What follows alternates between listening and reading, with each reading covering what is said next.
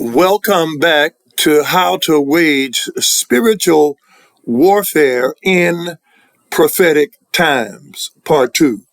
Now, let me transition from Part 1, where I pointed out the significance of God's sovereign, omniscient foreknowledge in His divine providence regarding how God provides for His universe and His world in advance during eternity that works itself out in time.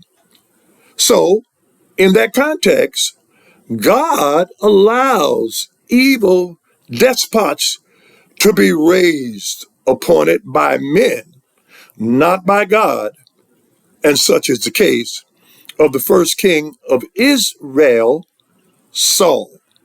King Saul, who was the desire of the people that God permitted them to have.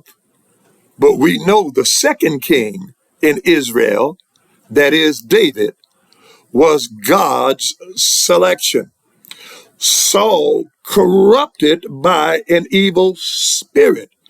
David was no role model, but he was a man after God's own heart, which meant that he was quick to repent and to ask God for forgiveness. And that is significant in the human heart when we walk with the Lord by faith. So see this in proper perspective. That is, when God allows evil to rise, the purpose is to expose it in contrast to good.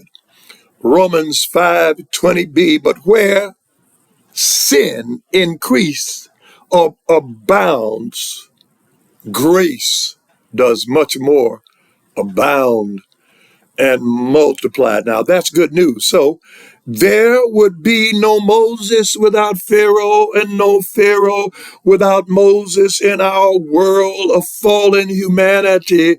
Good needs evil to stand in contrast in order to reveal the true and the living God. And that will culminate in time. And so it is with every generation. And so it is today. Prophetic times are unavoidable, so stop worrying and complaining and whining about the times, what you don't have and what you want.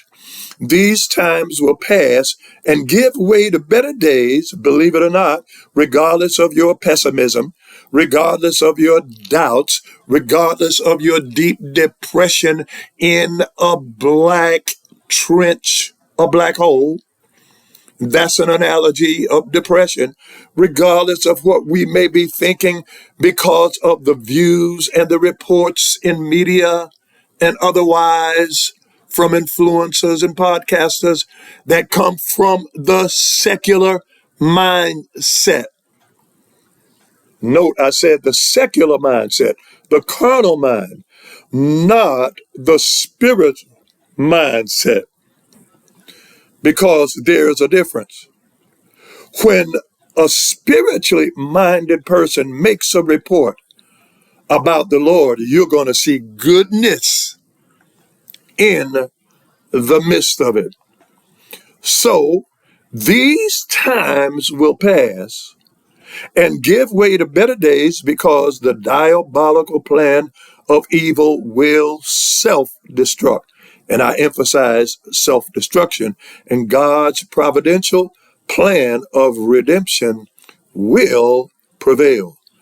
God's people and His world concerning His harvest must learn to be resilient and persevere, to prepare for what God offers during prophetic times.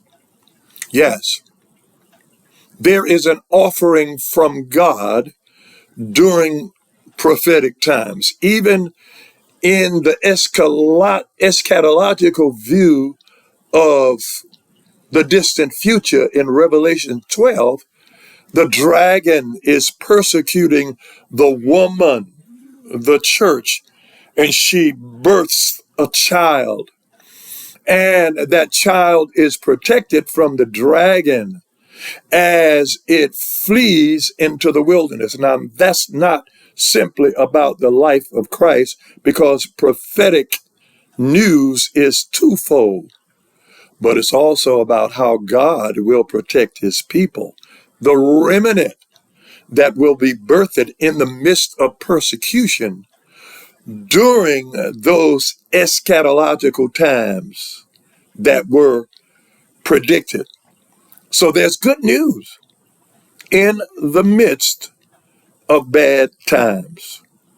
So we must learn to be persistent and persevere. There are three significant things that occur during prophetic times that will benefit God's people. One, opportunities. Two, spiritual unity. Three, an outpouring of God's Spirit to salvage the lost in the world. Now, all of that is good news. Let's get into it. Thus, spiritual warfare leads to lifestyle spiritual friendship evangelism. That is the purpose of engaging in waging spiritual warfare. Now, let me rephrase that, because you're not going to have to engage in spiritual warfare. But God has given you authority, Acts 1 and 8, to reach the throne of grace through prayer and petition God and intercede on the behalf of conditions in the world. And we're going to talk about that as we go through these next parts. So come back for part 3.